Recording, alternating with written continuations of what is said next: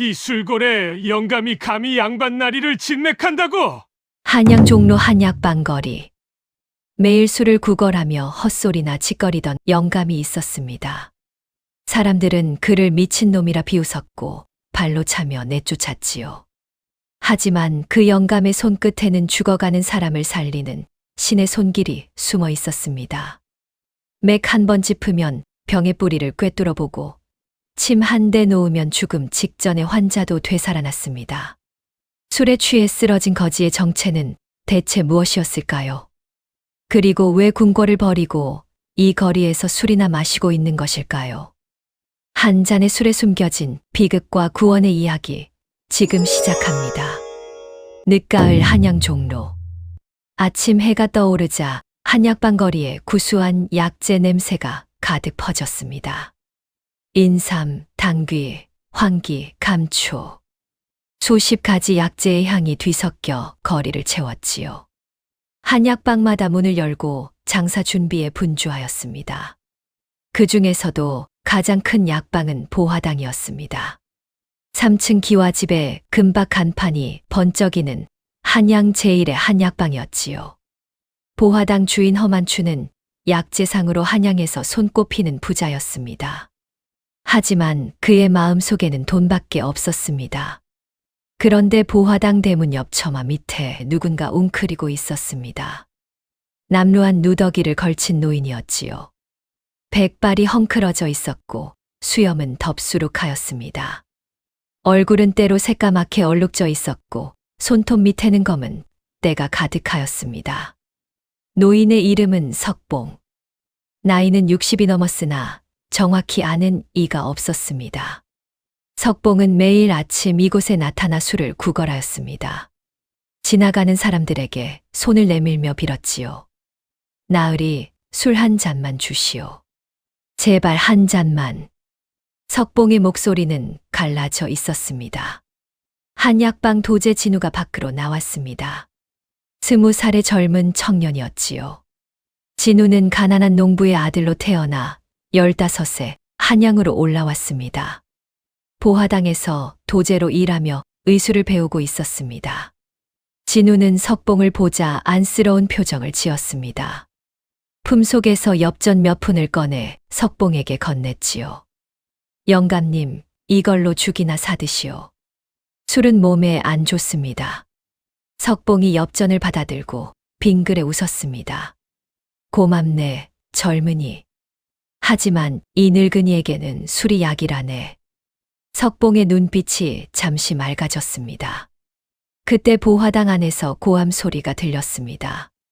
진우, 이놈아, 어디서 게으름을 피우느냐? 허만춘이 화난 얼굴로 나타났습니다.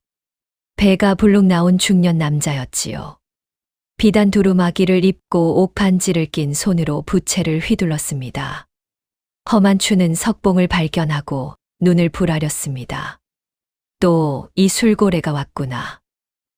썩 꺼지지 못할까.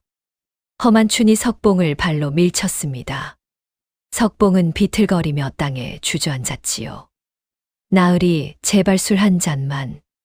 석봉이 애원하였으나 허만춘은 코웃음을 쳤습니다. 술, 이 지저분한 거지 주제에 감히 내 약방 앞을 더럽히느냐? 허만춘이 하인을 불렀습니다. 여봐라, 저 거지를 끌어내라. 다시는 이 근처에 얼씬거리지 못하게 하라. 하인들이 달려와 석봉의 팔을 잡았습니다. 석봉이 버둥거렸지만 힘이 없었지요. 나으리, 제발. 저는 이곳이 아니면 갈 곳이 없습니다. 석봉의 목소리가 처절하였습니다. 허만춘은 듣지 않았습니다. 하인들이 석봉을 골목 끝으로 내던졌습니다. 석봉은 땅바닥을 굴렀고 무릎에서 피가 흘렀습니다. 진우가 황급히 달려갔습니다. 석봉을 일으켜 세우며 무릎에 피를 닦아주었지요. 영감님, 괜찮으십니까? 석봉이 고개를 끄덕였습니다. 괜찮네, 젊은이. 이 정도는 아무것도 아니지. 석봉의 눈에서 눈물이 흘렀습니다. 하지만 그 눈물이 슬픔 때문인지 분노 때문인지 알 수 없었습니다. 진우는 석봉의 손을 잡았습니다. 그 순간 묘한 느낌이 들었지요. 석봉의 손가락이 가늘고 길었습니다. 거친 거지의 손이 아니라 무언가를 다루던 사람의 손 같았습니다. 영감님, 손이 참 곱습니다. 예전에 무슨 일을 하셨습니까? 진우가 조심스럽게 물었습니다. 석봉이 잠시 망설이다가 입을 열었지요. 나는 옛날에 사람을 살리는 일을 했었다네. 석봉의 목소리가 떨렸습니다. 하지만 지금은 술이나 마시는 쓸모없는 늙은이일 뿐이지. 석봉이 비틀거리며 일어섰습니다. 골목 모퉁이로 사라지는 석봉의 뒷모습이 쓸쓸하였습니다. 진우는 그 모습을 한참 바라보았습니다. 오후가 되자 보화당에 손님들이 몰려들었습니다. 양반, 중인, 부유한 상인들이 진맥을 받으러 왔지요. 허만추는 손님을 맞으며 거들먹거렸습니다. 제가 보기에 나으리는 간 기운이 약하십니다. 이 약을 드시면 좋아지실 겁니다. 허만춘이 비싼 약재를 권하였습니다. 손님들은 허만춘의 말을 믿고 돈을 지불하였지요. 하지만 허만춘의 진단은 엉터리가 많았습니다. 그저 비싼 약을 팔기 위해 병을 과장하는 것이었습니다. 진우는 그것을 알고 있었으나 감히 말할 수 없었습니다. 해가 질 무렵이었습니다. 골목 모퉁이 주막에서 석봉이 술을 마시고 있었습니다. 진우가 준 엽전으로 막걸리 한 사발을 샀지요. 석봉은 술을 들이켜며 중얼거렸습니다. 미안하다, 미안해. 내가 살렸어야 했는데. 석봉의 눈에서 눈물이 흘렀습니다. 주막 주인이 석봉을 보며 혀를 찼지요. 저 영감 또 헛소리를 하는구먼. 다른 손님들도 석봉을 비웃었습니다. 저런 미친 놈을 왜 술을 파느냐? 석봉은 술잔을 비우고 또 비웠습니다. 그때 주막 밖에서 비명소리가 들렸습니다. 사람 살려. 누가 좀 도와주시오. 사람들이 우르르 밖으로 나갔습니다. 길거리에 한 여인이 쓰러져 있었지요. 나이는 40대쯤 되어 보였습니다. 비단 치마 저고리를 입은 양반댁 부인이었습니다. 얼굴이 새하얗게 질려 있었고 입술은 파랗게 변해 있었지요. 여인의 남편으로 보이는 양반이 아내를 부르고 있었습니다. 여보, 정신 차리시오. 하지만 여인은 의식이 없었습니다. 누가 의원을 불러주시오. 빨리. 양반이 다급하게 외쳤습니다. 누군가 보화당으로 달려갔습니다. 잠시 후 허만춘이 나타났지요. 허만춘은 여인을 보더니 손목을 짚었습니다. 이것은 급체입니다. 소화가 안 되어 기가 막힌 것이지요. 허만춘이 자신만만하게 말하였습니다. 걱정 마십시오. 제가 침을 놓아드리겠습니다. 허만춘이 침통을 꺼내 여인의 손에 침을 놓기 시작하였습니다. 하지만 여인의 상태는 나아지지 않았습니다. 오히려 숨소리가 더 가빠지고 있었지요. 양반이 초조하게 물었습니다. 의원님, 왜 낫지 않는 것이오? 허만춘이 당황하였습니다. 이상하군요. 분명 급체인데. 허만춘이 다시 침을 놓았으나 소용없었습니다. 여인의 입에서 거품이 나오기 시작하였지요. 사람들이 웅성거렸습니다. 저러다 죽는 것 아니냐? 그때 술에 취한 석봉이 비틀거리며 나타났습니다. 사람들 틈을 헤치고 여인 곁으로 다가갔지요. 석봉이 여인의 손목을 잡았습니다. 눈을 감고 맥을 짚기 시작하였습니다. 허만춘이 소리쳤습니다. 이 거지 영감이 감히 무슨 짓이냐? 당장 물러서라. 하지만 석봉은 듣지 않았습니다. 석봉의 표정이 심각해졌습니다. 이것은 급체가 아니오. 석봉의 목소리가 또렷하였습니다. 술에 취했을 때와는 전혀 다른 목소리였지요. 이 부인은 독을 먹었소. 보거 독이요. 사람들이 술렁거렸습니다. 양반이 놀라 외쳤습니다. 보거 독이라니. 점심에 보거회를 먹었는데 설마. 석봉이 고개를 끄덕였습니다. 보거의 알과 내장에 독이 있었을 것이요. 지금 당장 해독하지 않으면 목숨이 위태롭소. 석봉의 눈빛이 예리하였습니다. 허만춘이 화를 냈습니다. 헛소리 마라. 내가 뭘 안다고 함부로 진단하느냐. 석봉이 허만춘을 쏘아보았습니다. 당신이 놓은 침 자리가 틀렸소. 그것은 급체를 치료하는 혈이 아니라 길을 막는 혈이요.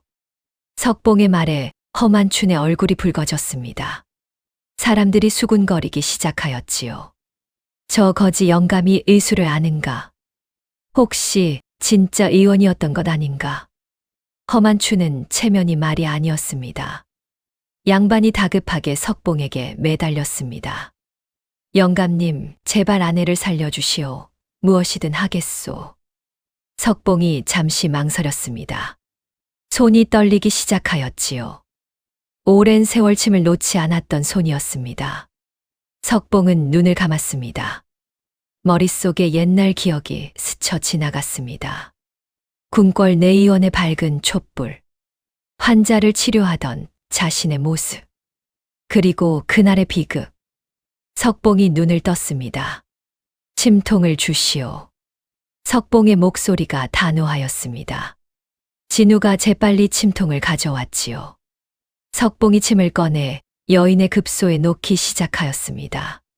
손놀림이 빠르고 정확하였습니다. 마치 오랜 세월 연마한 장인의 손길 같았지요. 첫 번째 침은 목 옆 혈자리에 놓였습니다. 두 번째 침은 손목 안쪽에 놓였습니다. 세 번째 침은 발목에 놓였습니다.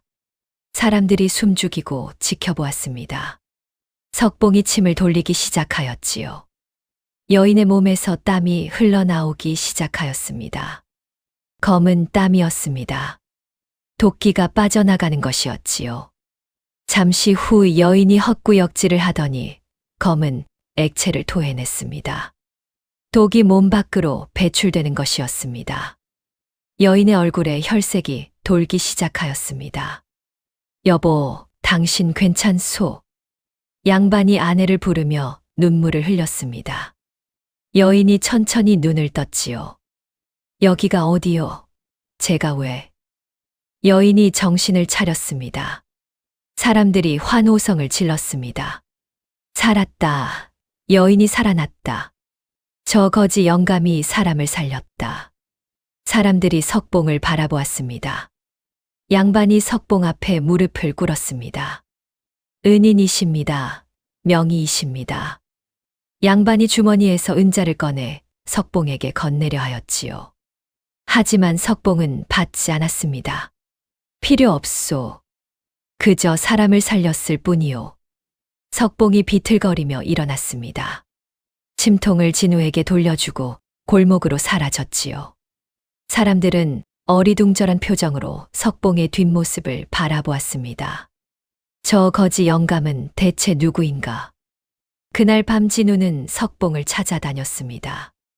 골목골목을 헤매다가 다리 밑에서 석봉을 발견하였지요.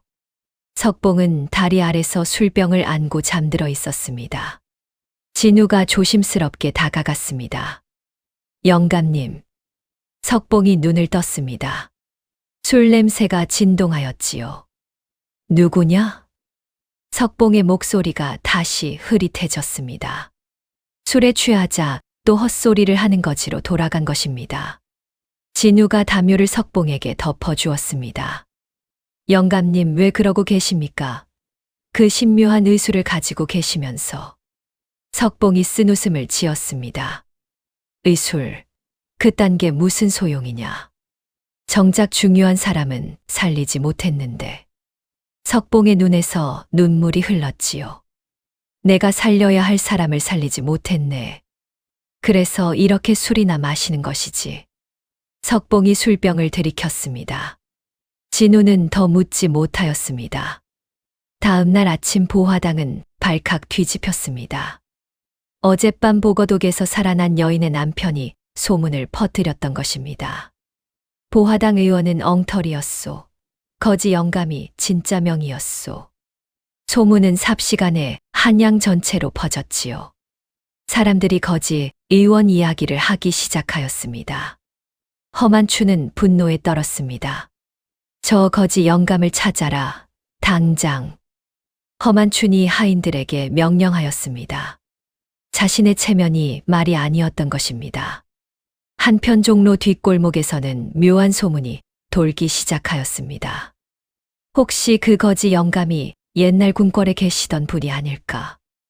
한 늙은 약재상이 중얼거렸습니다. 그는 김진사라는 이름의 약재상이었지요. 김진사는 30년 전 궁궐에 약재를 납품하던 상인이었습니다. 그때 내의원에서 일하던 천재 의원을 본 적이 있었습니다. 침술의 달인이라 불리던 그 의원의 모습이 어제 본 거지 영감과 겹쳐 보였습니다. 김진사가 혼잣말을 하였습니다. 설마 석봉대인이 그렇게 몰락하셨을 리가. 김진사는 고개를 저었습니다. 하지만 마음속 의심은 사라지지 않았지요. 석봉이라는 이름까지 같았습니다. 김진사는 결심하였습니다. 내가 직접 확인해 봐야겠다. 김진사가 일어나 거지 영감을 찾아 나섰습니다. 그리고 그날 밤, 한양 어느 대감댁에서 급한 사람이 나타났습니다. 대감댁 도련님이 갑자기 쓰러진 것입니다. 열이 치솟고 경기를 일으키며 정신을 잃었지요. 대감이 한양의 이름난 의원들을 모두 불러 모았습니다. 하지만 아무도 병명을 알아내지 못하였습니다. 허만춘도 왔으나 손을 쓰지 못하였지요. 도련님의 상태는 점점 악화되어 갔습니다. 바로 그때 누군가 말하였습니다. 거지 의원을 불러보시는 게 어떻겠습니까? 하인이 조심스럽게 제안하였습니다. 대감이 미간을 찌푸렸지요. 거지라니, 그게 무슨 말이냐? 하인이 어제 있었던 보거, 독사건을 이야기하였습니다. 대감은 망설였으나 아들의 목숨이 달린 문제였습니다. 당장 그 거지를 찾아오너라. 하지만 석봉은 어디에도 없었습니다. 하인들이 한양 거리를 샅샅이 뒤졌습니다. 다리 밑 주막, 뒷골목을 모두 찾아다녔지요. 하지만 석봉의 모습은 어디에도 보이지 않았습니다. 마치 연기처럼 사라진 것 같았습니다. 대감댁에서는 초조함이 커져만 갔습니다. 도련님의 숨소리가 점점 바빠지고 있었지요.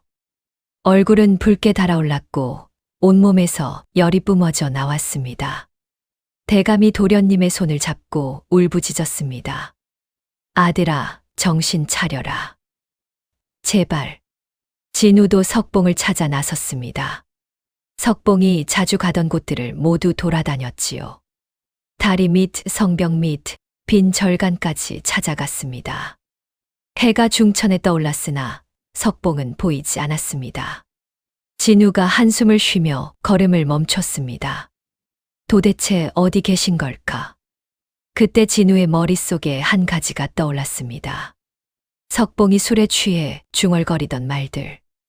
미안하다, 살렸어야 했는데. 혹시 그 말과 관련된 곳이 있지 않을까? 진우는 북촌 양반촌 쪽으로 발걸음을 옮겼습니다. 그곳에는 오래된 사당들이 많았지요. 진우가 한 사당 앞을 지나가는데 안에서 인기척이 들렸습니다. 조심스럽게 문을 열고 들어가 보았습니다. 사당 안구석에 석봉이 웅크리고 앉아 있었습니다.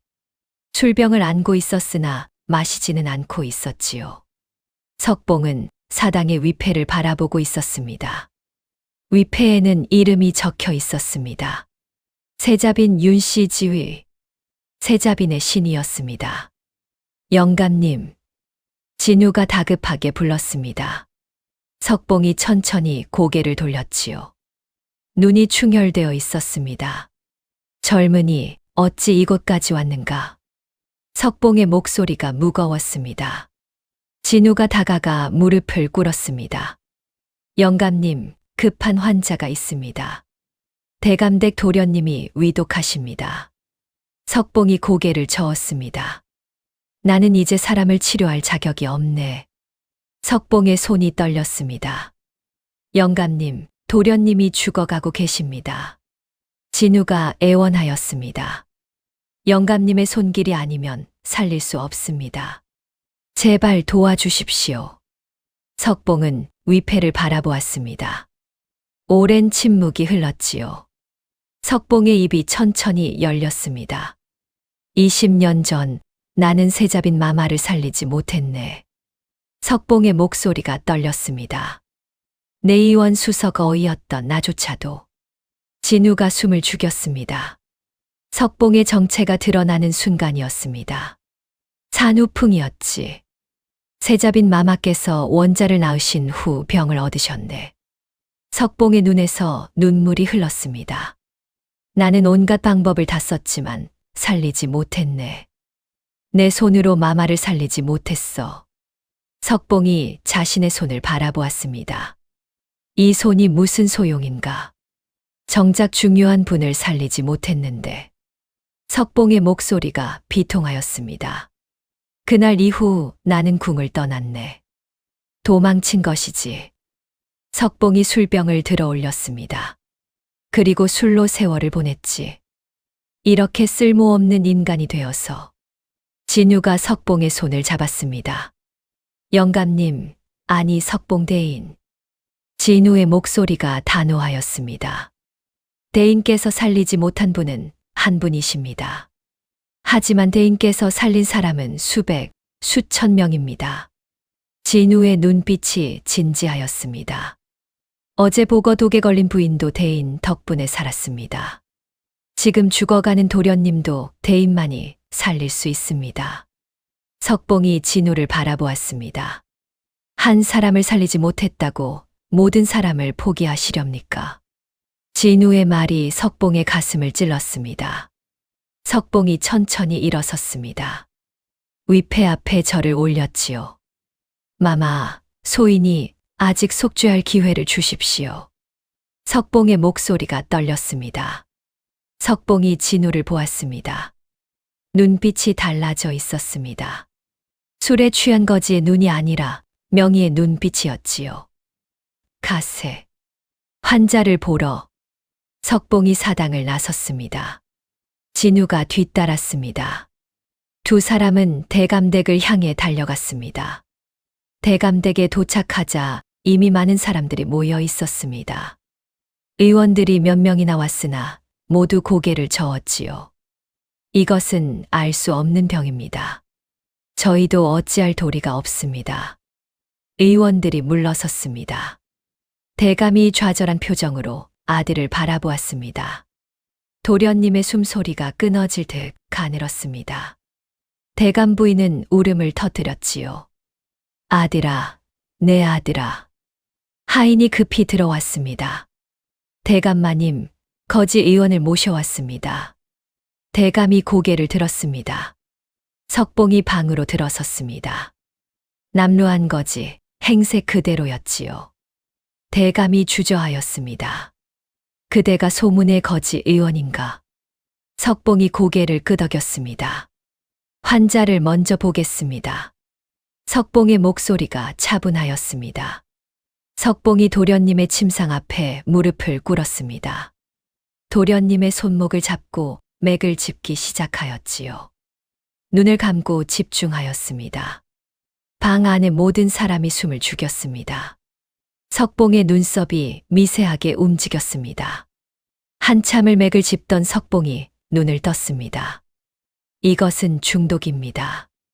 석봉의 목소리가 단호하였습니다. 하지만 일반적인 독이 아닙니다. 그렇다면 무엇입니까? 대감이 다급하게 물었습니다. 석봉이 도련님의 눈꺼풀을 들춰보았습니다. 혀도 살펴보았지요. 이것은 부자독입니다. 부자라는 약재에 있는 독이지요. 석봉이 설명하였습니다. 부자는 제대로 법제하지 않으면 맹독이 됩니다. 석봉이 주위를 둘러보았습니다. 도련님께서 최근에 약을 드셨습니까? 대감이 고개를 끄덕였습니다. 그렇소. 기력을 보충하는 약을 먹었소. 석봉의 눈빛이 날카로워졌습니다. 그 약은 어디서 지어왔습니까? 석봉이 물었습니다. 대감이 대답하였지요. 보화당에서 지어왔소. 석봉의 표정이 굳어졌습니다.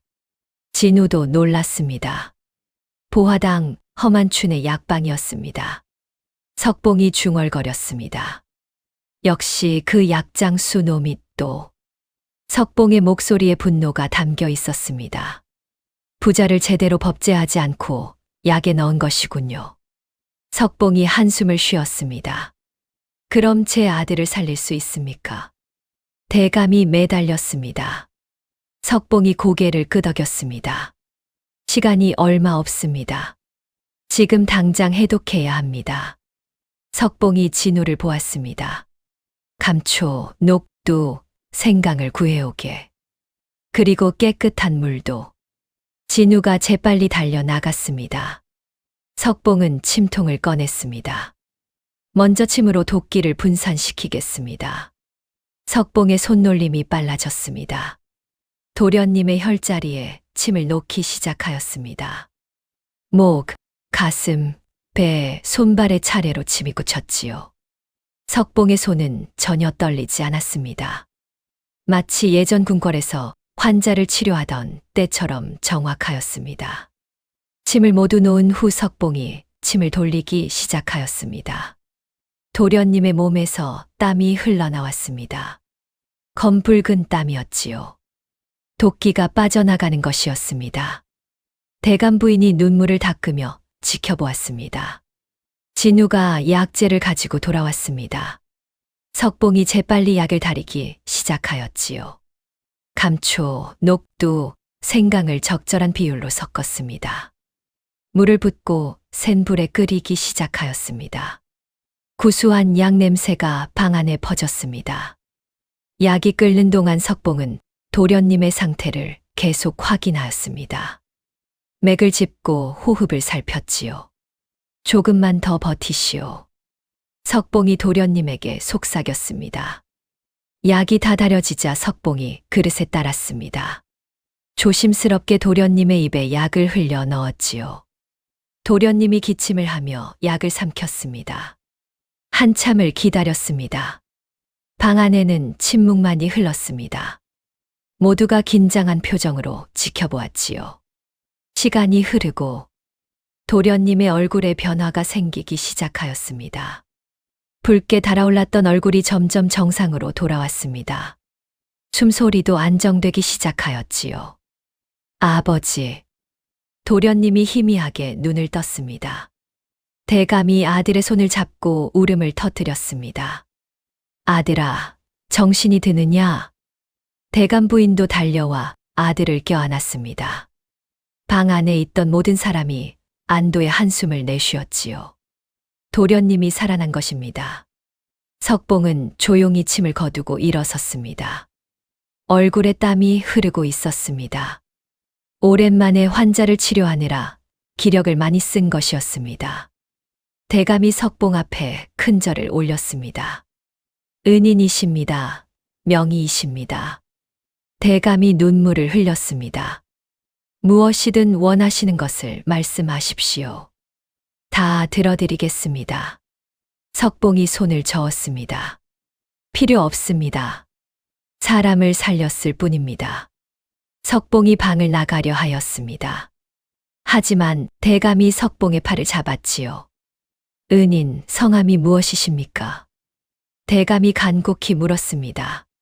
석봉이 잠시 망설이다가 대답하였습니다. 석봉이라 합니다. 대감의 눈이 커졌습니다.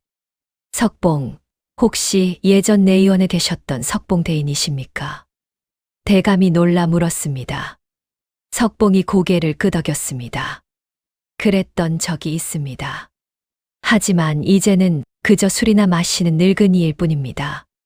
석봉이 쓸쓸하게 웃었습니다. 대감이 더욱 깊이 절하였지요. 대인, 그간 어찌 지내셨습니까? 온 한양이 대인을 찾았습니다. 찾을 필요 없습니다. 나는 이미 쓸모없는 사람입니다. 석봉이 손을 뿌리쳤습니다. 하지만 대감은 물러서지 않았습니다. 대인, 부디 저희 집에 머물러 주십시오. 제대로 모시겠습니다. 대감이 애원하였습니다. 석봉이 고개를 저었습니다. 필요 없습니다. 나는 거리가 편합니다. 석봉이 방을 나가려 하는데 갑자기 밖에서 고함 소리가 들렸습니다. 대감마님, 큰일 났습니다. 하인이 급히 들어왔습니다. 마을에 역병이 돌기 시작했습니다. 하인의 목소리가 다급하였습니다. 북촌 일대에서 사람들이 쓰러지고 있습니다. 석봉의 표정이 굳어졌습니다. 진우도 창백해졌지요. 역병. 조선에서 가장 두려운 재앙이었습니다. 한번 돌기 시작하면 수백 명이 죽어나가는 무서운 병이었지요. 석봉이 창밖을 바라보았습니다. 멀리서 연기가 피어오르고 있었습니다. 시체를 태우는 연기였습니다. 역병의 증상이 무엇입니까? 석봉이 하인에게 물었습니다. 고열과 기침 그리고 온몸에 붉은 반점이 돋아난다고 합니다. 하인이 떨리는 목소리로 대답하였습니다. 석봉의 눈빛이 심각해졌습니다. 홍역입니다. 석봉이 중얼거렸습니다. 홍역이 돌고 있군요. 홍역은 전염성이 강한 무서운 병이었습니다. 특히 어린아이들에게 치명적이었지요. 대감이 석봉을 보았습니다. 대인, 어찌해야 합니까? 대감의 목소리에 공포가 묻어 있었습니다. 석봉이 한숨을 쉬었습니다. 격리해야 합니다. 환자들을 한 곳에 모아 치료해야 합니다. 석봉이 말하였습니다. 하지만 의원이 부족할 것입니다. 석봉이 진우를 보았습니다. 자네, 나를 도와줄 수 있겠는가? 진우가 고개를 끄덕였습니다. 물론입니다, 대인. 그때 또 다른 하인이 달려왔습니다. 대감마님, 보화당 주인 허만춘이 찾아왔습니다. 하인이 외쳤습니다. 허만춘이 대감댁 마당으로 들어섰습니다. 뒤에는 포졸 몇 명이 따라왔지요. 허만춘의 얼굴에는 음흉한 미소가 걸려 있었습니다. 대감마님, 제가 도련님을 살릴 약을 가져왔습니다. 허만춘이 약 보따리를 들고 있었습니다. 대감이 차갑게 대답하였습니다. 필요 없소. 도련님은 이미 나으셨소. 허만춘의 미소가 굳어졌습니다. 누가 치료했습니까? 허만춘이 날카롭게 물었습니다. 대감이 석봉을 가리켰지요. 이분께서 치료하셨소. 허만춘이 석봉을 보고 얼굴이 일그러졌습니다. 저 거지 영감이. 허만춘이 소리쳤습니다. 저자는 무허가 의원입니다. 관에 고발하겠습니다. 허만춘이 포졸들을 향해 손짓하였습니다. 저 자를 잡아가시오. 포졸들이 주저하였습니다. 대감이 앞을 가로막았지요. 감히 내 은인을 잡아가려 하느냐? 대감의 목소리가 위엄 있었습니다. 하지만 허만춘은 물러서지 않았습니다. 대감마님, 법은 법입니다. 무허가 의료 행위는 엄중한 죄입니다. 허만춘이 교활하게 웃었습니다. 게다가 저자는 사기꾼일지도 모릅니다. 허만춘이 석봉을 가리키며 말하였습니다. 저런 거지가 무슨 의술을 안다고. 석봉이 조용히 허만춘을 바라보았습니다. 허만춘.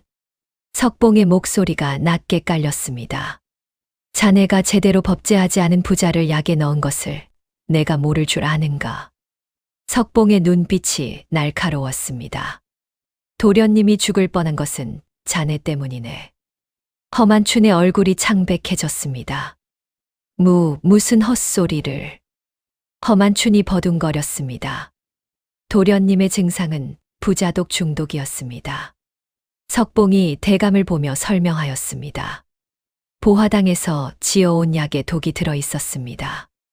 대감의 얼굴이 굳어졌습니다. 그게 사실이요? 대감이 허만춘을 노려보았습니다. 허만춘이 땀을 흘리며 변명하였지요. 그것은 실수였습니다. 저도 몰랐습니다. 허만춘이 황급히 말하였습니다. 실수. 석봉이 냉소를 지었습니다. 자네는 제대로 된 의술도 모르면서 돈만 밝히는 약장수일 뿐이네. 석봉의 목소리에 경멸이 담겨 있었습니다. 그런 자가 감히 내 의원 출신인 나를 사기꾼이라 하는가. 석봉이 한 걸음 앞으로 나섰습니다. 허만춘이 뒷걸음질 쳤지요.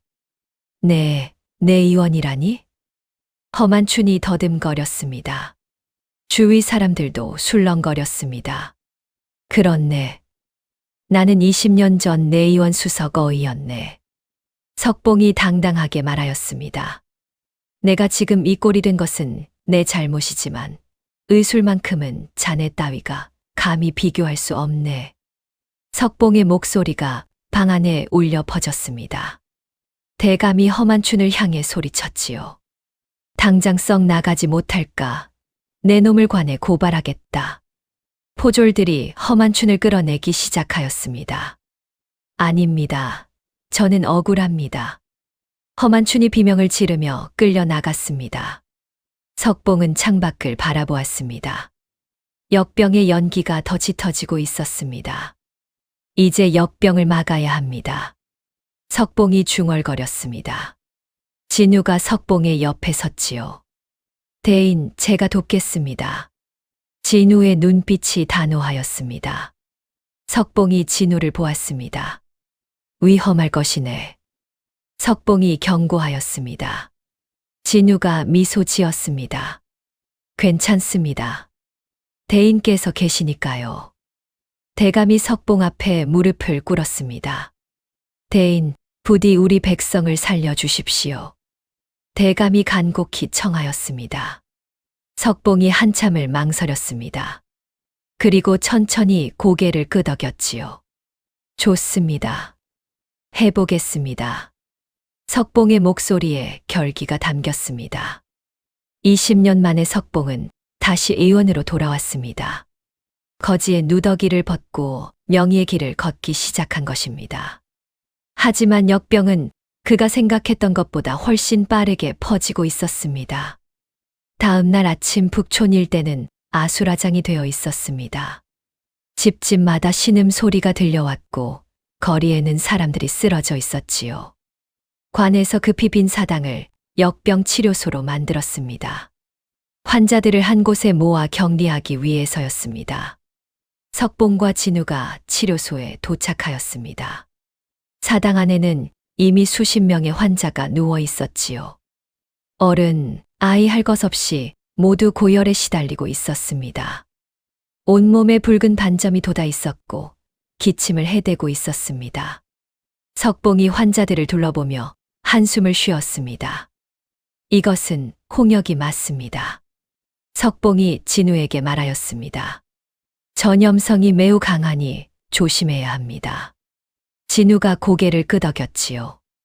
석봉이 환자들에게 다가가 한 명씩 맥을 짚기 시작하였습니다. 증상의 정도를 파악하는 것이었습니다. 이 아이는 열이 너무 높습니다. 빨리 해열제를 써야 합니다. 석봉이 진우에게 지시하였습니다. 저 노인은 기침이 심합니다. 기관지를 다스려야 합니다. 석봉의 손놀림이 빨라졌습니다. 20년의 공백이 무색하게 손은 정확하게 움직였지요. 진우가 약재를 준비하기 시작하였습니다. 석봉이 알려준 대로 감초, 생강, 대추를 다렸습니다. 해열과 기침을 다스리는 약이었지요. 석봉은 중증 환자들에게 침을 놓기 시작하였습니다. 열을 내리는 혈자리에 정확하게 침이 꽂혔습니다. 환자들의 신음 소리가 조금씩 줄어들기 시작하였지요. 약을 먹은 환자들의 얼굴에도 혈색이 돌기 시작하였습니다. 석봉과 진우는 쉬지 않고 일하였습니다. 아침부터 저녁까지 단 한순간도 쉬지 않았지요. 땀이 비 오듯 흘렀으나 멈출 수 없었습니다. 해가 지고 밤이 되었습니다. 석봉은 촛불을 밝히고 계속 환자를 돌보았습니다. 한 어린아이가 고열의 경기를 일으키며 울부짖고 있었지요. 어머니가 아이를 안고 울고 있었습니다. 제발 제 아이를 살려주십시오. 어머니의 목소리가 처절하였습니다. 석봉이 아이를 살펴보았습니다. 열이 너무 높아 의식이 희미하였지요. 석봉의 표정이 심각해졌습니다. 이 아이는 위중합니다. 석봉이 중얼거렸습니다. 석봉이 재빨리 침을 꺼냈습니다. 아이의 백회혈, 용천혈에 침을 놓았지요. 그리고 인중을 눌러 정신을 차리게 하였습니다. 진우가 찬물을 가져와 아이의 이마에 적신 천을 올려놓았습니다. 석봉이 약을 다려 아이의 입에 흘려 넣었습니다. 한참을 기다렸습니다. 아이의 경기가 점점 멈춰갔습니다. 열도 조금씩 내려가기 시작하였지요. 어머니가 석봉의 손을 잡고 눈물을 흘렸습니다. 고맙습니다. 고맙습니다. 석봉이 조용히 미소 지었습니다. 하지만 기쁨도 잠시. 밖에서 다시 비명 소리가 들려왔습니다. 환자가 더 생겼습니다. 도와주십시오. 마을 사람들이 환자를 실어 날랐습니다. 10명, 20명 환자가 계속 늘어났지요. 치료소가 환자로 가득 찼습니다. 석봉과 진우는 쉴 틈이 없었습니다. 밤새도록 환자를 돌보았지요. 석봉의 눈 밑에 다크서클이 생겼습니다. 하지만 석봉은 멈추지 않았습니다. 조금만 더 버텨야 합니다. 석봉이 스스로를 다독이며 일하였습니다. 사흘째 되는 날, 석봉이 쓰러질 듯 비틀거렸습니다. 진우가 황급히 석봉을 부축하였지요. 대인 쉬셔야 합니다. 진우가 걱정스럽게 말하였습니다. 석봉이 고개를 저었습니다. 아직 안 됩니다. 환자들이 아직 많습니다. 석봉의 목소리가 갈라져 있었습니다. 그때 치료소 밖에서 누군가 들어왔습니다. 약재상 김진사였습니다. 그는 큰 보따리를 지고 있었지요. 석봉 대인. 김진사가 반갑게 불렀습니다. 석봉이 김진사를 보고 놀랐습니다. 김진사님, 어찌 이곳에?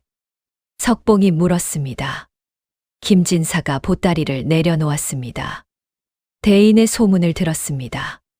제가 약재를 가져왔습니다. 보따리 안에는 귀한 약재들이 가득 들어 있었습니다. 인삼, 황기, 당귀, 감초. 모두 값비싼 약재들이었지요. 이것들은 모두 공짜입니다. 환자들을 위해 쓰십시오. 김진사가 말하였습니다. 석봉이 감동하여 김진사의 손을 잡았습니다. 고맙습니다. 석봉의 목소리가 떨렸습니다. 김진사가 웃으며 대답하였지요. 30년 전 대인께서 제 아내를 살려주셨습니다. 그 은혜를 잊지 않았습니다. 김진사의 눈에도 눈물이 맺혔습니다. 대인께서 다시 환자를 살리신다니 제가 도와야지요. 김진사가 소매를 걷어붙이며 말하였습니다. 제가 약 다리는 일을 돕겠습니다. 석봉이 고개를 끄덕였습니다. 고맙습니다. 김진사님.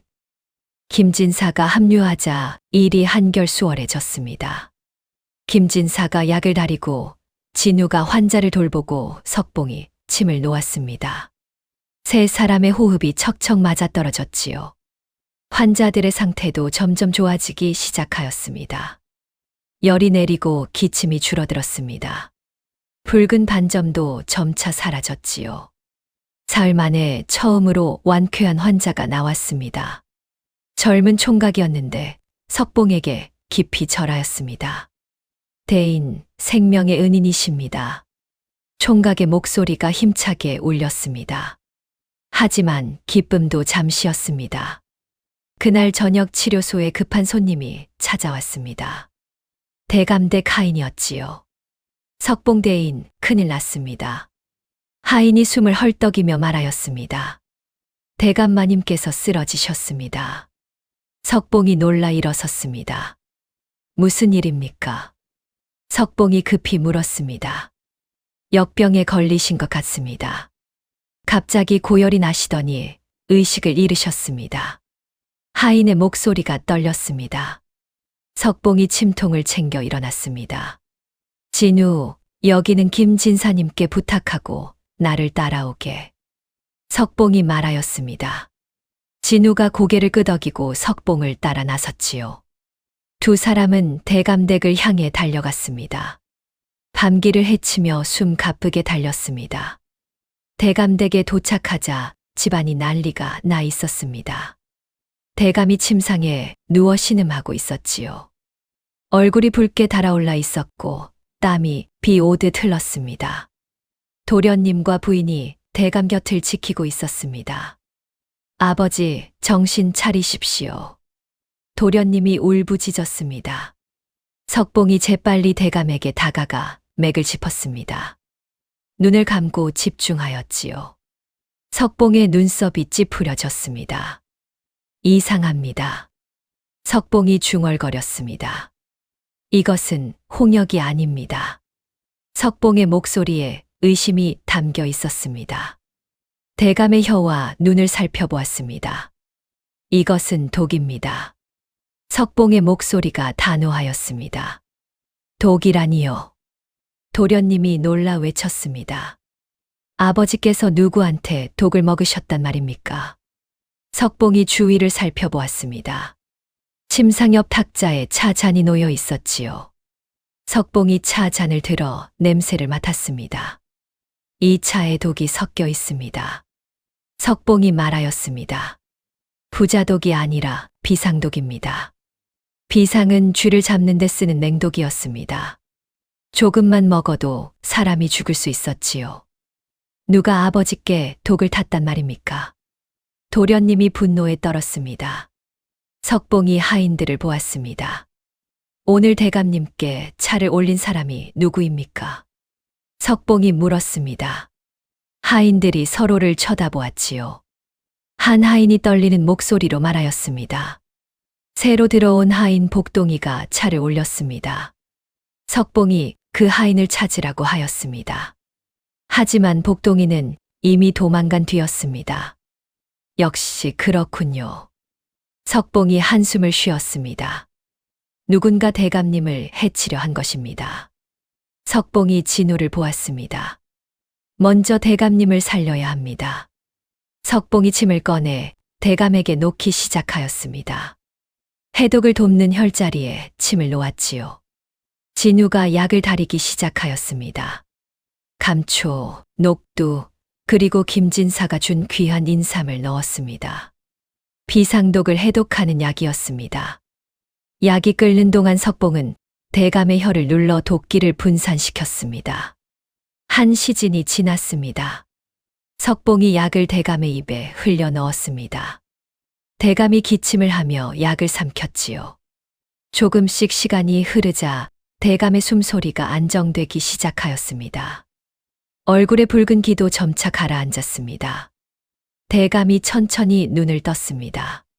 석봉 대인. 대감이 희미하게 석봉을 불렀습니다. 제가 또 대인 신세를 졌군요. 대감이 쓴 웃음을 지었습니다. 석봉이 대감의 손을 잡았습니다. 대감마님, 누가 당신을 해치려 했습니까? 석봉이 물었습니다. 대감이 한숨을 쉬었지요. 짐작은 갑니다. 대감이 말하였습니다. 제가 최근에 역병 치료를 위해 보화당에 약재 독점을 막으려 했습니다. 대감의 목소리가 낮게 깔렸습니다. 허만춘이 역병을 이용해 약값을 올리고 있었거든요. 석봉의 눈빛이 날카로워졌습니다. 역시 그자였군요. 허만춘은 제가 약재 거래를 조사한다는 것을 알고 저를 제거하려 한 것 같습니다. 대감이 분노에 떨었습니다. 도련님이 주먹을 꽉 쥐었지요. 저 악당을 잡아야 합니다. 도련님이 외쳤습니다. 석봉이 고개를 끄덕였습니다. 그렇습니다. 하지만 증거가 필요합니다. 석봉이 생각에 잠겼습니다. 그때 진우가 말하였습니다. 대인, 제가 한 가지 알아낸 것이 있습니다. 무엇인가? 석봉이 진우를 보았습니다. 진우가 조심스럽게 말하였습니다. 보화당의 약재 창고에 수상한 물건들이 있다는 소문을 들었습니다. 진우가 설명하였습니다. 허만춘이 비상과 부자 같은 독극물을 몰래 보관하고 있다고 합니다. 석봉의 눈이 빛났습니다. 그것을 찾아내면 증거가 되겠군요. 석봉이 일어섰습니다. 진우, 우리가 직접 가야겠네. 진우가 고개를 끄덕였습니다. 그날 밤, 석봉과 진우가 보화당으로 향하였습니다. 달빛만이 거리를 비추는 깊은 밤이었지요. 보화당은 문이 굳게 닫혀 있었습니다. 석봉과 진우가 뒷문으로 조심스럽게 들어갔습니다. 안에는 아무도 없었습니다. 허만추는 관에 불려가고 하인들도 모두 도망간 뒤였지요. 두 사람은 약재 창고로 향하였습니다.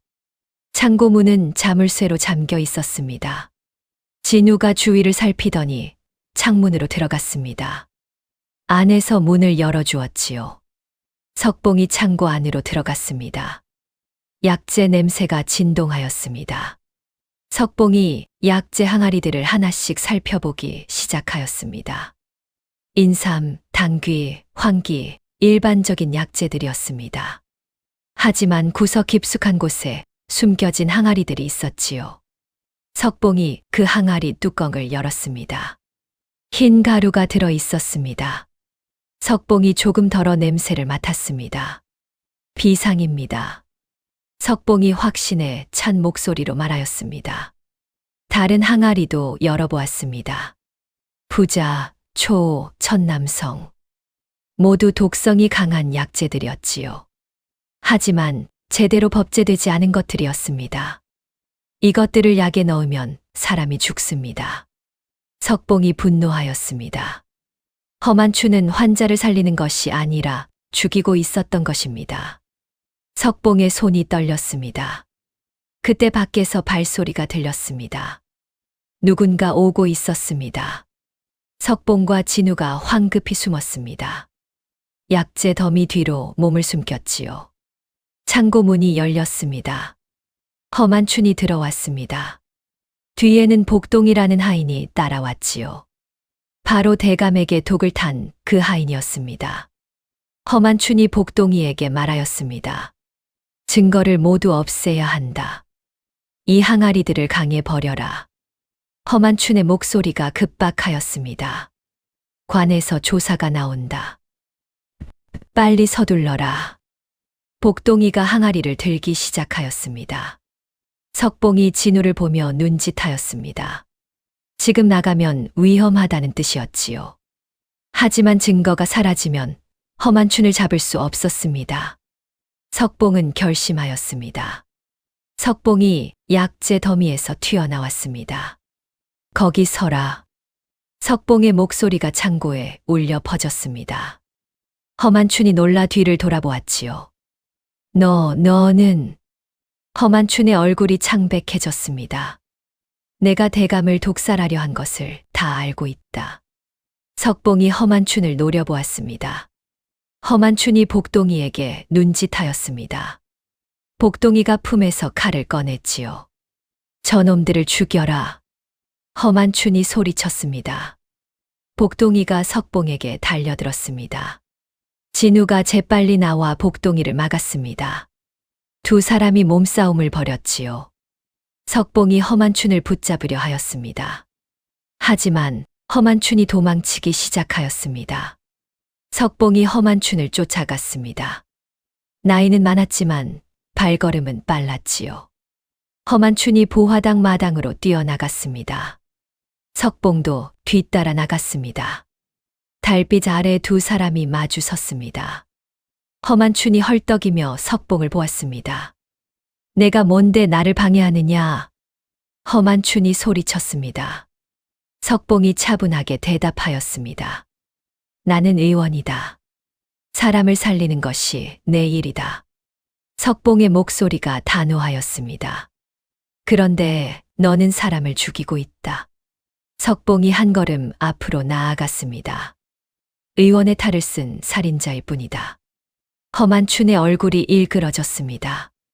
웃기는 소리, 의술이 뭐가 중요해. 돈이 최고지. 허만춘이 비웃었습니다.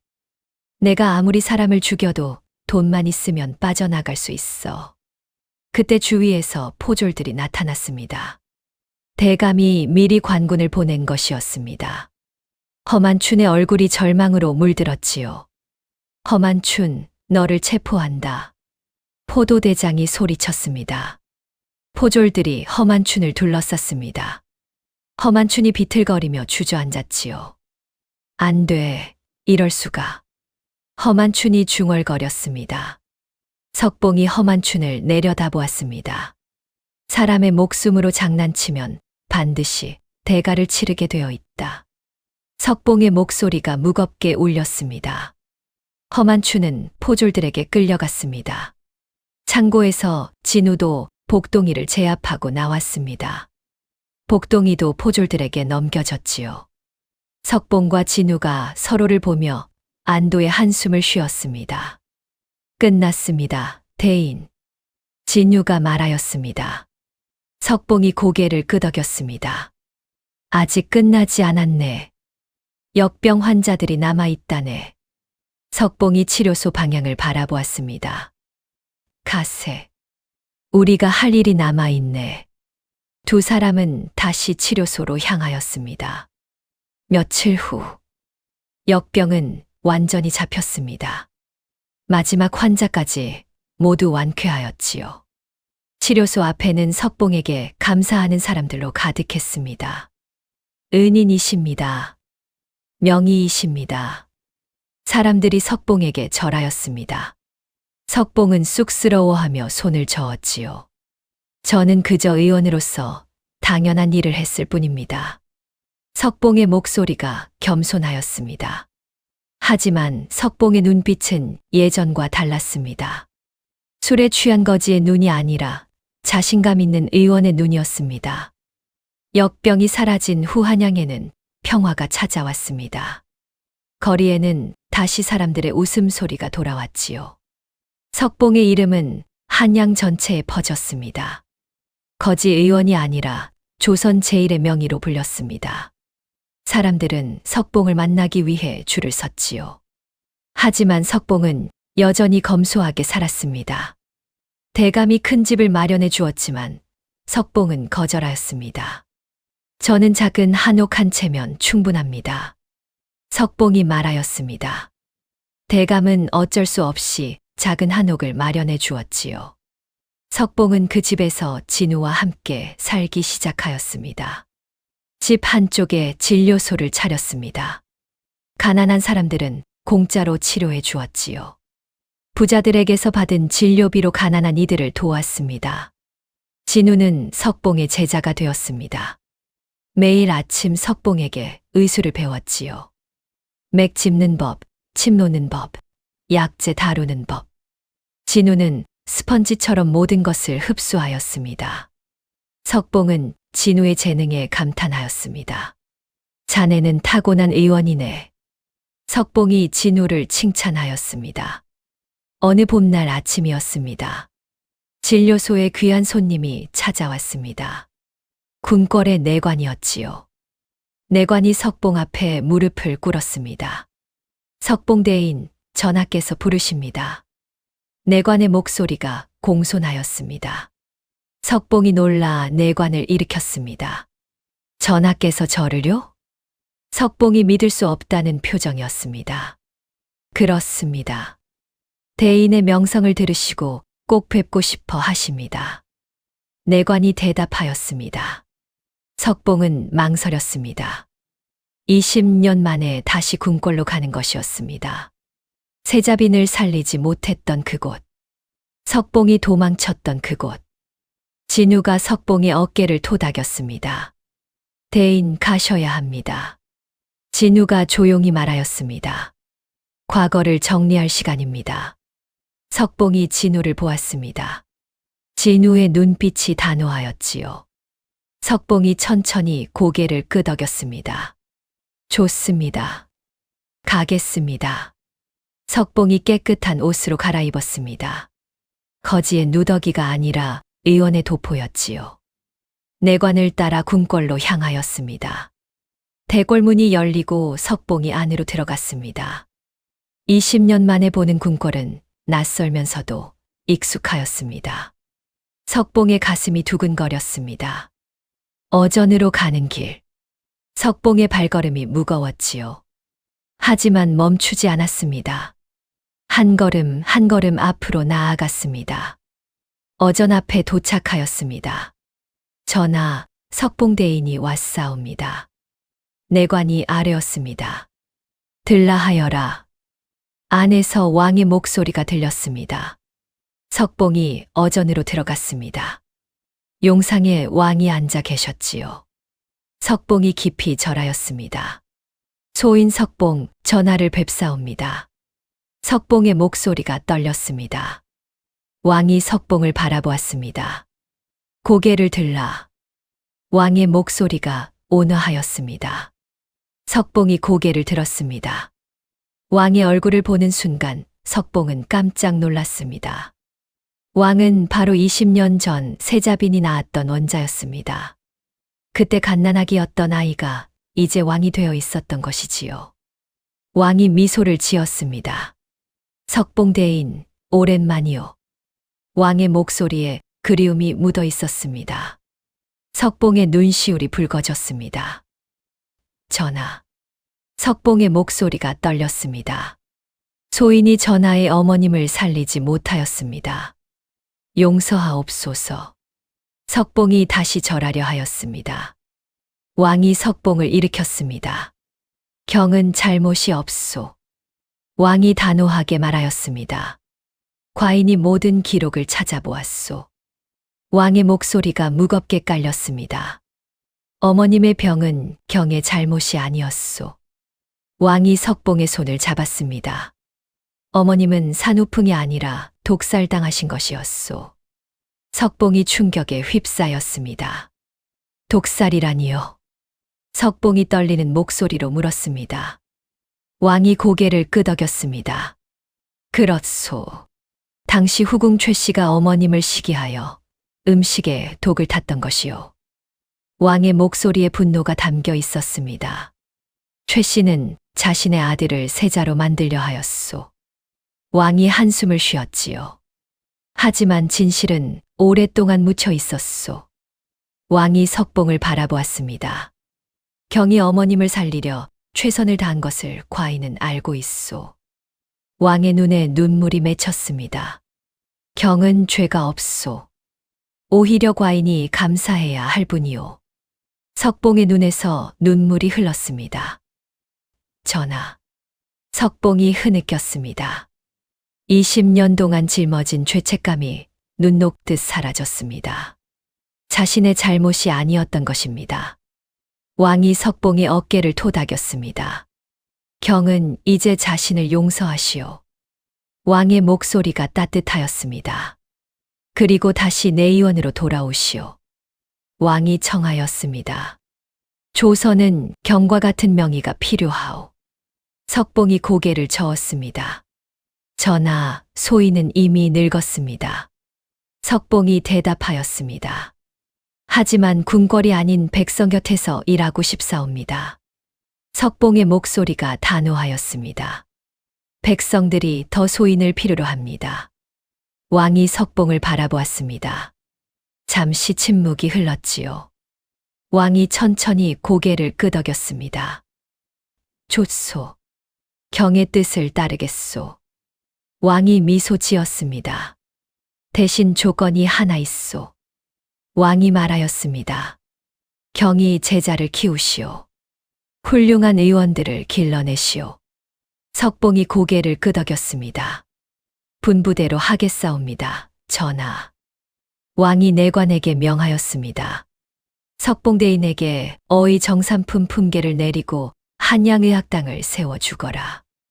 왕의 명이 떨어졌습니다. 석봉이 깊이 절하였습니다. 황공하옵니다, 전하. 석봉의 목소리에 감격이 묻어 있었습니다. 가시오. 그리고 많은 백성을 구하시오. 왕이 석봉을 보내며 말하였습니다. 석봉이 어전을 나섰습니다. 마음이 한결 가벼워져 있었습니다. 20년 만에 처음으로 석봉은 자유로워졌습니다. 석봉이 집으로 돌아왔습니다. 진유가 기다리고 있었지요. 대인, 어떻게 되셨습니까? 진우가 다급하게 물었습니다. 석봉이 환하게 웃었습니다. 모든 것이 풀렸네. 석봉의 목소리가 밝았습니다.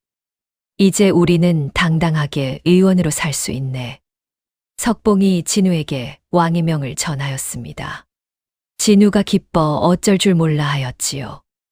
대인, 정말 축하드립니다. 진우가 석봉의 손을 잡았습니다. 며칠 후 한양의학당이 세워졌습니다. 대감이 큰 한옥을 내어주었지요. 석봉이 의학당의 원장이 되었습니다. 진우가 석봉을 도와 의학당을 운영하였습니다. 의학당에는 가난한 집 자식들도 들어올 수 있었습니다. 신분과 재산을 따지지 않았지요. 오직 의술을 배우려는 열정만 있으면 되었습니다. 첫날부터 많은 젊은이들이 찾아왔습니다. 석봉은 그들에게 의술을 가르치기 시작하였습니다. 의원은 무엇보다 마음이 중요하네. 석봉이 제자들에게 말하였습니다. 돈을 위해 의술을 쓰면 안 되네. 석봉의 목소리가 엄숙하였습니다. 사람을 살리는 것, 그것이 의원의 본분이네.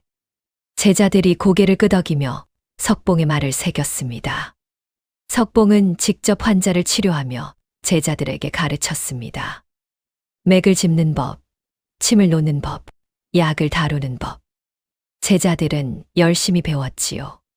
진우가 제자들 중에서 가장 뛰어났습니다. 석봉은 진우를 특별히 아꼈습니다. 자네는 내 뒤를 이을 사람이네. 석봉이 진우에게 말하였습니다. 계절이 바뀌고 세월이 흘렀습니다. 석봉의 의학당은 조선에서 가장 유명한 의학당이 되었습니다. 수많은 명의들이 이곳에서 배출되었지요. 그들은 전국 각지로 퍼져나가 백성들을 치료하였습니다. 석봉의 가르침이 조선 팔도에 퍼진 것입니다. 석봉은 나이가 들어갔지만 여전히 환자를 보았습니다.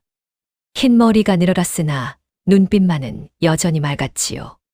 진우도 이제 훌륭한 의원이 되어 있었습니다. 석봉 못지않은 실력을 갖추게 되었습니다. 어느 날 석봉이 진우를 불렀습니다. 진우. 석봉이 조용히 말하였습니다. 내가 자네에게 물려줄 것이 있네. 석봉이 오래된 나무 상자를 꺼냈습니다. 상자 안에는 침통과 의서들이 들어 있었지요. 이것은 내가 내 의원에 있을 때 쓰던 것들이네. 석봉이 상자를 진우에게 건넸습니다. 이제 자네가 이것을 물려받게. 진우가 상자를 받으며 눈물을 흘렸습니다. 대인. 진우의 목소리가 떨렸습니다. 소재가 대인의 뜻을 잇겠습니다. 진우가 깊이 절하였습니다. 석봉이 진우를 일으켰습니다. 자네는 이미 훌륭한 의원이네. 석봉이 진우의 어깨를 토닥였습니다. 이제 자네가 나보다 더 많은 사람을 살리게 될 것이네. 석봉의 목소리에 자부심이 묻어 있었습니다. 그날 저녁 의학당에서 작은 잔치가 열렸습니다. 제자들이 모두 모여 스승을 축하하였지요. 대감 댁 식구들도 찾아왔습니다. 대감과 도련님 그리고 부인 모두 석봉에게 감사의 인사를 올렸습니다. 김진사도 약재를 가지고 찾아왔습니다. 석봉대인 덕분에 많은 사람이 살았습니다. 김진사가 술잔을 들었습니다. 대인의 은혜는 평생 잊지 못할 것입니다.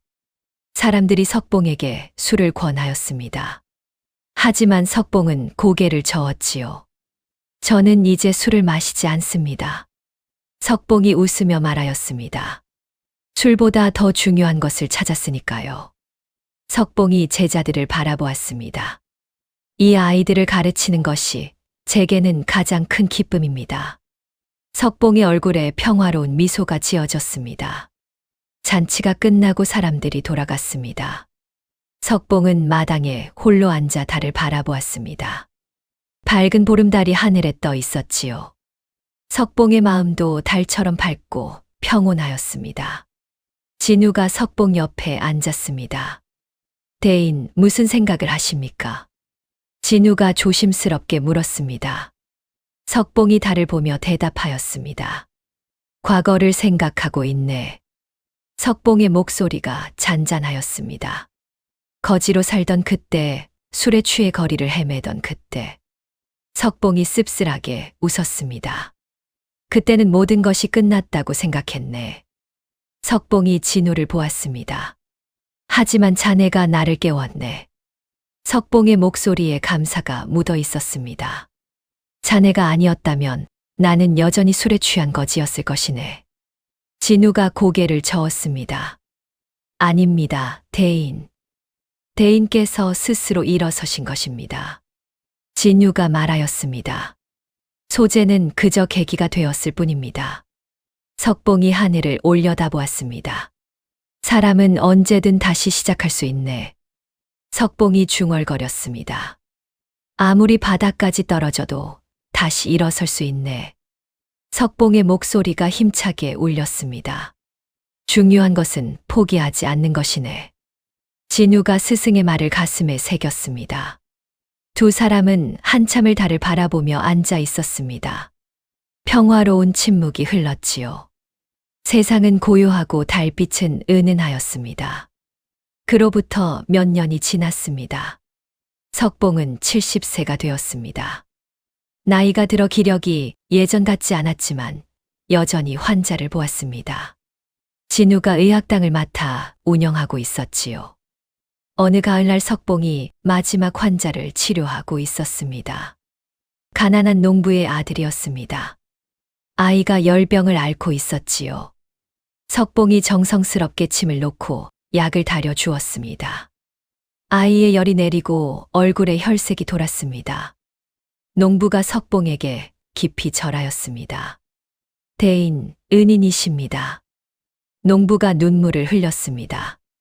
석봉이 농부를 일으켰습니다. 아이를 잘 돌보시게. 석봉이 온화하게 말하였습니다. 농부가 아이를 업고 돌아갔습니다. 석봉이 그 뒷모습을 바라보며 미소 지었지요. 진우가 석봉에게 다가왔습니다. 대인, 이제 쉬셔야 합니다. 진우가 걱정스럽게 말하였습니다. 석봉이 고개를 끄덕였습니다. 그래야겠네. 석봉이 일어서려다 비틀거렸습니다. 진우가 황급히 석봉을 부축하였습니다. 대인. 진우의 목소리에 놀람이 묻어 있었습니다. 석봉이 진우의 손을 잡았습니다. 괜찮네. 그저 조금 피곤할 뿐이네. 석봉이 웃었습니다. 하지만 진우는 알았습니다. 스승의 시간이 얼마 남지 않았다는 것을. 진우가 석봉을 방으로 모셨습니다. 석봉이 침상에 누웠습니다. 창밖으로 단풍이 붉게 물들어 있었지요. 석봉이 단풍을 바라보며 중얼거렸습니다. 참 아름답구나. 석봉의 목소리가 평온하였습니다. 진우가 석봉의 손을 잡았습니다. 대인, 소재가 곁에 있겠습니다. 진우의 목소리가 떨렸습니다. 석봉이 진우를 보았습니다. 자네는 훌륭한 제자였네. 석봉이 말하였습니다. 아니, 자네는 내 아들 같았네. 석봉의 눈에 눈물이 맺혔습니다. 자네를 만나 행복했네. 진우가 흐느꼈습니다. 대인, 소재도 행복했습니다. 석봉이 천천히 눈을 감았습니다. 내 인생은 참으로 기구했네. 석봉이 중얼거렸습니다. 영광의 정상에서 바닥까지 떨어졌다가 다시 일어섰네. 석봉의 목소리가 점점 작아졌습니다. 하지만 후회는 없네. 석봉이 마지막으로 미소 지었습니다. 많은 사람을 살렸으니. 석봉의 손에서 힘이 빠졌습니다. 진우가 스승의 손을 꽉 잡았습니다. 대인. 진우의 눈물이 뚝뚝 떨어졌습니다. 석봉은 평화롭게 눈을 감았습니다. 얼굴에는 미소가 지어져 있었지요. 조선 제1의 명예, 석봉. 그는 거지에서 명의로, 절망에서 희망으로 놀라운 인생을 살다 갔습니다. 그의 가르침은 수많은 제자들을 통해 이어졌습니다. 진우가 석봉의 뜻을 받들어 의학당을 계속 운영하였습니다. 백성들은 오래도록 석봉을 기억하였습니다. 술 취한 거지였지만 조선 제1의 명이었던 그를, 포기하지 않고 다시 일어선 그를, 한양의학당 입구에는 석봉을 기리는 비석이 세워졌습니다. 비석에는 이렇게 새겨져 있었습니다. 사람은 언제든 다시 시작할 수 있다. 중요한 것은 포기하지 않는 마음이다. 석봉의 말이었습니다. 그 말은 많은 사람에게 희망을 주었습니다. 바닥까지 떨어진 사람에게, 절망에 빠진 사람에게 다시 일어설 용기를 주었습니다. 세월이 흘러도 석봉의 이야기는 전해졌습니다. 술 취한 거지 영감이 조선 제1의 명의가 된 이야기. 그 이야기는 오늘날까지 우리에게 말합니다. 인생은 언제든 반전될 수 있다고. 포기하지 않으면 기적은 일어난다고. 가장 어두운 밤이 지나면 새벽이 온다고. 석봉의 이야기가 여러분에게도 희망이 되기를 바랍니다. 아무리 힘들어도 포기하지 마십시오. 반드시 다시 일어설 수 있습니다. 석봉처럼. 이야기를 들어주셔서 감사합니다.